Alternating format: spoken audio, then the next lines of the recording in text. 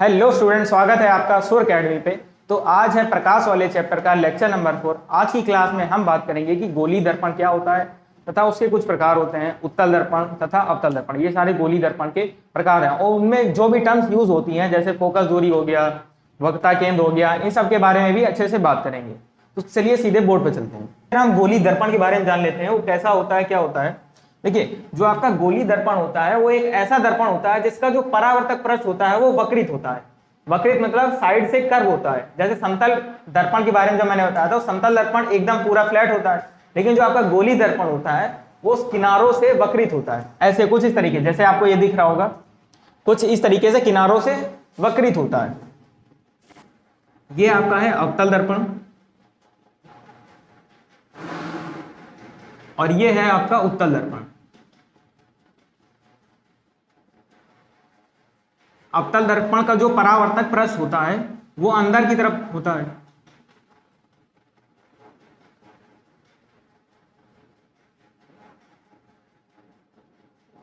और जो उत्तल दर्पण होता है उसका जो परावर्तक पृष्ठ होता है वो बाहर की तरफ होता है, उभरा हुआ।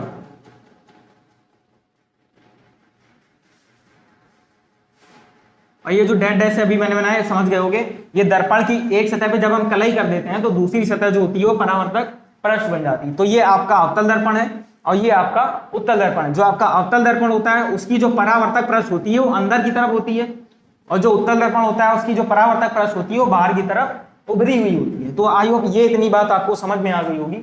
अब हम क्या करेंगे, जो आपका अवतल दर्पण या भी जो भी आपका उत्तल दर्पण है, इसका ये पूरा पार्ट क्या होगा, परावर्तक पृष्ठ। यहां से यहां तक लेकर के ये पूरा क्या पार्ट है, ये पूरा परावर्तक पृष्ठ। अब जो ये आपका परावर्तक पृष्ठ है, इस परावर्तक पृष्ठ का जो एकदम केंद्र होगा, इस परावर्तक पृष्ठ का जो एकदम सेंटर वाला पॉइंट होगा वो कुछ यहां पे होगा, इस तरीके से, है ना, कुछ इस तरीके से यहां पे होगा। ऐसे ही इसका भी जो ये इसका परावर्तक पृष्ठ है, ये बार वाला इसका क्या है, परावर्तक पृष्ठ। तो इसका भी जो केंद्र वाला बिंदु होगा कुछ यहां पे होगा, इस तरीके से। तो आपके गोली दर्पण का जो आपका परावर्तक पृष्ठ होता है उसका जो केंद्र होता है, गोली दर्पण के परावर्तक पृष्ठ का केंद्र आपका कहलाता है ध्रुव। ये आपका क्या होगा, ध्रुव। ये वाला पॉइंट है आपका ध्रुव, इसको P से डिनोट करते हैं। ये आपका है ध्रुव। तो यहां पे लिख देता हूं, ध्रुव को हम लोग जो डिनोट करते हैं वो P से करते हैं। तो ये मैंने लिख दिया ध्रुव। ऐसे ही ये भी इसका क्या हो जाएगा, ध्रुव। ये वाला पॉइंट। अब हम बात करेंगे वक्रता केंद्र के बारे में। देखिए, वक्रता केंद्र आप ऐसे समझ सकते हो, अगर मैं देखूं ये जो आपका अवतल दर्पण है, आपको देखने में ऐसा लग रहा होगा किसी न किसी गोले का पार्ट है। अगर मैं इसको ऐसे पूरा गोला बना दूं इस तरीके से, इस तरीके से, आई होप आपको दिख रहा होगा, ये एक गोला है। ऐसे ये भी एक कोई पूरा गोला बन जाएगा, इस तरीके से पूरा गोला बन जाएगा। अब अगर मैं देखूं, अगर ये कोई गोला है तो इसका जो केंद्र होगा, इस गोले का जो केंद्र होगा वो कुछ यहां पे होगा। इस गोले का जो केंद्र होगा वो यहां पे होगा।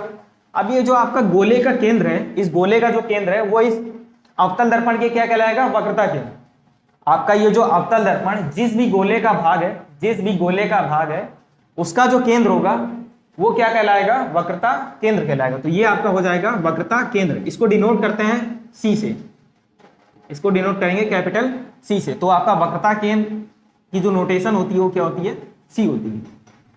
इतना आपको समझ में आ गया। ऐसे ही ये भी जो आपका उत्तल दर्पण है, ये जिस भी गोले का भाग है उस गोले का जो केंद्र होगा वो क्या कहलाएगा, वक्रता केंद्र कहलाएगा। कुछ यहाँ पे होगा इस तरीके से, इसका जो केंद्र होगा वो क्या कहलाएगा, वक्रता केंद्र। इसको भी C से ही डिनोट करेंगे। तो ये हो गए आपके वक्रता केंद्र। आई होप इतनी बात आपको क्लियर होगी। अब हम बात करते हैं, अगर मैं क्या करूं, इस वक्रता केंद्र और ध्रुव, ये जो आपका अवतल दर्पण है या जो उत्तल दर्पण है, इनके क्या करूं, वक्रता केंद्र और ध्रुव को मिलाने वाली एक सीधी रेखा के, अवतल वक्रता केंद्र और ध्रुव को मिलाने वाली एक अगर सीधी रेखा खींचूं कुछ इस तरीके से,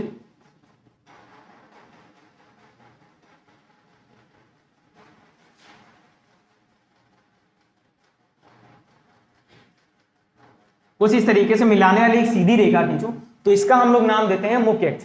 क्या नाम देंगे, मुख्य अक्ष। मुख्य अक्ष क्या होता है आपका, वक्रता केंद्र तथा ध्रुव को मिलाने वाली एक सीधी रेखा। वक्रता केंद्र तथा ध्रुव को मिलाने वाली एक सीधी रेखा को हम लोग बोलते हैं मुख्य अक्ष। तो ये हो गया आपका मुख्य अक्ष। यहां पे ये इसके यहाँ पे लिख सकते हैं, ये क्या है आपका मुख्य अक्ष। ऐसे यहाँ भी वक्रता केंद्र, इस उत्तल दर्पण का ये जो वक्रता केंद्र है, वक्रता केंद्र और ध्रुव को मिलाने वाली एक सीधी रेखा क्या कहलाएगी आपकी मुख्य अक्ष। ये हो गया आपका मुख्य अक्ष। अब अगर मैं बात करूं वक्रता त्रिज्या की, ये तो मुख्य अक्ष है, आपको समझ में आ गया हो। अब हम बात करें अगर वक्रता त्रिज्या की, तो वो क्या होता है, जैसे आप क्या करो, किसी गोले का जो केंद्र होता है, किसी गोले का जो केंद्र होता है, वहां से एक रेखा निकालो और उसको गोले के परिधि के पास लेकर के जाओ, तो उसको मिलाने वाली रेखा आपकी त्रिज्या हो जाती है। कुछ इस प्रकार से मान लेते हैं ये आपका एक वृत्त है, इस वृत्त का केंद्र से मिलाने वाली एक रेखा इस तरीके से खींच दें परिधि पे, तो ये आपका क्या बन जाता है त्रिज्या। वैसे ही यहाँ पे ये तो केंद्र है और ये इसकी लगभग परिधि के जैसे ही काम कर रही है, तो इस केंद्र को जब इस ध्रुव से मिलाएंगे, इस केंद्र को जब इस ध्रुव से मिलाएंगे तो ये काम करेगी त्रिज्या की। और यहाँ पे हम बात करेंगे वक्रता त्रिज्या की, तो ये है आपका वक्रता त्रिज्या। वक्रता त्रिज्या क्या होता है, वक्रता केंद्र तथा ध्रुव के बीच की दूरी को हम लोग बोलते हैं वक्रता त्रिज्या। वक्रता केंद्र और ध्रुव के बीच की दूरी को बोलेंगे वक्रता त्रिज्या। तो ये लेंथ आपकी हो जाती है यहां से वक्रता त्रिज्या। ये इतनी दूरी होती है आपकी वक्रता त्रिज्या, इसको डिनोट करते हैं कैपिटल आर से। ऐसे यहां भी हो जाएगा, ध्रुव और वक्रता केंद्र के बीच की दूरी को हम लोग बोलेंगे वक्रता त्रिज्या। ये आपकी क्या है वक्रता त्रिज्या। वक्रता त्रिज्या का डिनोट किससे करते हैं, कैपिटल आर से। इतना आपको समझ में आ गया होगा। अब हम बात करेंगे फोकस बिंदु के बारे में। तो देखिए जब हम क्या करेंगे, ये आपका मुख्य अक्ष है, ये आपका यहां से यहां तक ये लाइन वक्रता केंद्र और ध्रुव को मिलाने वाली ये सीधी लाइन आपका मुख्य अक्ष है। मुख्य अक्ष के जो भी समानांतर किरणें आएंगी, मुख्य अक्ष के समानांतर आने वाली किरणें, मुख्य अक्ष के समानांतर आने वाली किरणें कुछ इस प्रकार से होंगी। ये मुख्य अक्ष के समानांतर आने वाली प्रकाश की किरणें, ये मुख्य अक्ष के समानांतर आ रही है, देखिए एकदम पैरेलल है। मुख्य अक्ष के एकदम समानांतर जो किरण आ रही है, तो यहां बोलेंगे मुख्य अक्ष के समानांतर आने वाली प्रकाश की किरणें परावर्तन के पश्चात, ये आपका परावर्तन हो रहा है, परावर्तन के पश्चात जिस भी बिंदु से होकर गुजरती हैं। फिर से एक बार समझिए, मुख्य अक्ष के समानांतर आने वाली प्रकाश की किरणें अवतल दर्पण से परावर्तन के पश्चात जिस भी बिंदु से होकर गुजरेंगी, जिस भी बिंदु से होकर गुजरेंगी, वो बिंदु आपका होता है फोकस बिंदु। इसको जरा समझ लेते हैं। अब जैसे ये प्रकाश की किरण इस तरीके से आई, अब ये इस पॉइंट पे गिरी, तो यहाँ पे मैंने बताया था पिछली क्लास में, ये होता है जिस पॉइंट पे ये आपका दर्पण हो गया, दर्पण के जिस भी पॉइंट पे आपकी आपतित किरण गिरती है वहां पे होता है आपतन बिंदु। अब आपतन बिंदु से हम लोग एक अभिलंब खींचते हैं, आपतन बिंदु से एक अभिलंब खींचते हैं। यहाँ पे अगर मैं यहाँ इस दर्पण में अभिलंब खींचना चाहूँ तो किस प्रकार से खींचूंगा, ये तो दर्पण है, यहाँ पे अभिलंब किस प्रकार से खींचेगा, उसके लिए जरा आप इधर देख लीजिए। ये मान लेते हैं आपका कोई वृत्त है, ये वृत्त का केंद्र है, ये वृत्त है और वृत्त का केंद्र है। अब आप इस वृत्त के केंद्र से परिधि पे कोई भी लाइन खींच दो, कोई भी लाइन खींच दो ऐसे, तो ये जितनी भी लाइन खींचेंगी ये सारी 90 डिग्री की लाइन होती है, ये सारी परिधि से 90 डिग्री की लाइन ही बनाती है, सारी 90 डिग्री लाइन बनेगी। वैसे ही यहाँ पे अगर यहाँ से ये परावर्तित होकर के जाएगी तो ठीक है, वो कहीं से भी जाए। अब अगर हमें यहाँ पे अभिलंब खींचना तो हम क्या करेंगे, वक्रता केंद्र से इस परिधि पर या इस परावर्तक पृष्ठ पर एक लाइन खींच देंगे, वो आपका क्या बन जाएगा, अभिलंब बन जाएगा कुछ इस तरीके से। ये आपका अभिलंब हो गया। अब ये प्रकाश की किरण इस अभिलंब से जितना कोण बना करके आई है उतना ही कोण पे वापस भी जाएगी परावर्तन के नियम से। तो इस तरीके से ये आई एंगल बना के आई है, तो ये इस तरीके से कुछ इस एंगल से बना करके चली भी जाएगी। आर एंगल, जितने एंगल से आई उतने एंगल पे जाती है, आई आर बराबर ही होते हैं। तो ये जिस भी बिंदु से जाएंगे उसको हम लोग क्या बोलेंगे, फोकस बिंदु। इसको डिनोट करेंगे हम लोग कैपिटल एफ से। तो कैपिटल एफ क्या होता है आपका, फोकस बिंदु। फोकस बिंदु आपका होगा कैपिटल एफ। इतना आई होप आपको समझ में होगा। कैसे, एक बार फिर से समझ लेते हैं अगर आपको नहीं समझ में आया है। देखिए, मुख्य अक्ष के समानांतर आने वाली जो प्रकाश की किरण होती है वो अवतल दर्पण से परावर्तन के पश्चात, अवतल दर्पण से यहाँ परावर्तन हो रहा है, परावर्तन के पश्चात जिस भी बिंदु से होकर गुजरती है, मुख्य अक्ष के जिस भी बिंदु से होकर गुजरती है उसको हम लोग बोलेंगे फोकस बिंदु। अभी इस पॉइंट से गुजर रही है तो उसको क्या बोलेंगे, फोकस बिंदु। ऐसे ही सेम ऐसी चीज होगी उत्तल दर्पण में। देखते हैं, अब आपके मुख्य अक्ष के समानांतर, ये आपका मुख्य अक्ष के समानांतर आने वाली प्रकाश किरण कुछ इस प्रकार से होगी। अब ये प्रकाश की, अब इस उत्तल दर्पण का जो परावर्तक पृष्ठ है वो बाहर की तरफ है, परावर्तक पृष्ठ बाहर की तरफ है, तो इसमें परावर्तन किस प्रकार से होगा। अब यहाँ पे भी हमें क्या जरूरत पड़ेगी, अभिलंब की जरूरत पड़ेगी। अभी मैंने बताया वक्रता केंद्र को परावर्तक पृष्ठ के किसी भी पॉइंट से मिला दो तो वहां पे क्या बन जाता है, अभिलंब बन जाता है। तो यहाँ पे बना लेते हैं अभिलंब कुछ इस तरीके से।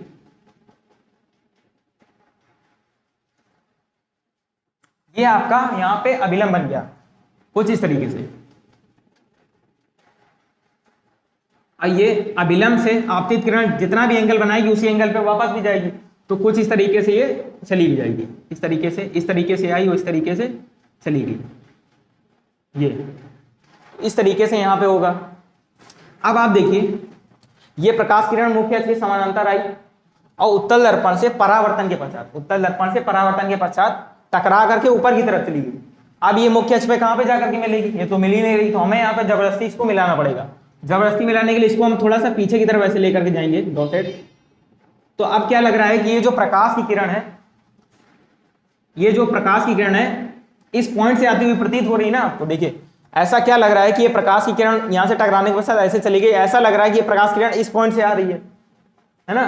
तो ये पॉइंट आपका क्या हो जाएगा, फोकस बिंदु। उत्तल दर्पण का क्या हो जाएगा, फोकस बिंदु, कैपिटल एफ। वैसे जब आप इसको डायग्राम एकदम अच्छे से बनाओगे तो ये पॉइंट जो है एकदम सेंटर पे आएगा। उसके रीजन मैं अभी बताऊंगा क्यों आएगा सेंटर पे। जब आप डायग्राम अच्छे से बनाओगे तो ये पॉइंट एकदम सेंटर पे आएगा। तो फोकस बिंदु की अगर परिभाषा हम देखें तो कुछ इस प्रकार से होती है कि जब आपकी कोई प्रकाश किरण मुख्य अक्ष के समानांतर आती है, ऐसे समझ सकते हो, मुख्य अक्ष के समानांतर आने वाली प्रकाश की किरण अवतल दर्पण या उत्तल दर्पण से परावर्तन के पश्चात जिस भी बिंदु से होकर गुजरती है या फिर जिस भी बिंदु से आती हुई प्रतीत होती है, जिस भी बिंदु से होकर गुजरती है या जिस भी बिंदु से आती हुई प्रतीत होती है, उस बिंदु को हम लोग बोलते हैं दर्पण का, गोलीय दर्पण का फोकस बिंदु, जिसे हम कैपिटल एफ से डिनोट करते हैं। अब जरा हम बात कर लेते हैं कि आपकी फोकस दूरी क्या होती है। फोकस बिंदु हमने पढ़ लिया, अब बात कर लेते हैं कि आपका फोकस दूरी क्या होती है। देखिए फोकस दूरी एकदम सिंपल है, आप क्या करिए, फोकस बिंदु और ध्रुव के बीच की दूरी को हम लोग बोलते हैं क्या, फोकस दूरी। तो ये बीच की दूरी ये वाली, ये फोकस बिंदु और ध्रुव के बीच की दूरी को हम लोग बोलते हैं फोकस दूरी। इसको हम लोग डिनोट करेंगे स्मॉल एफ से, ऐसे यहां पे भी हो जाएगा इस तरीके से। फोकस और ध्रुव के बीच की दूरी को बोलेंगे फोकस दूरी। तो आई होप इतना आपको समझ में आ गया हो। फोकस दूरी आप लिख भी सकते हो, थोड़ी इंपॉर्टेंट होती है। फोकस दूरी की मैं यहां परिभाषा लिख दे रहा,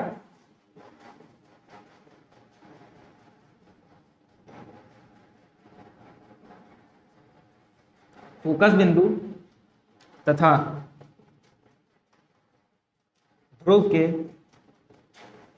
बीच की दूरी को फोकस दूरी कहते हैं।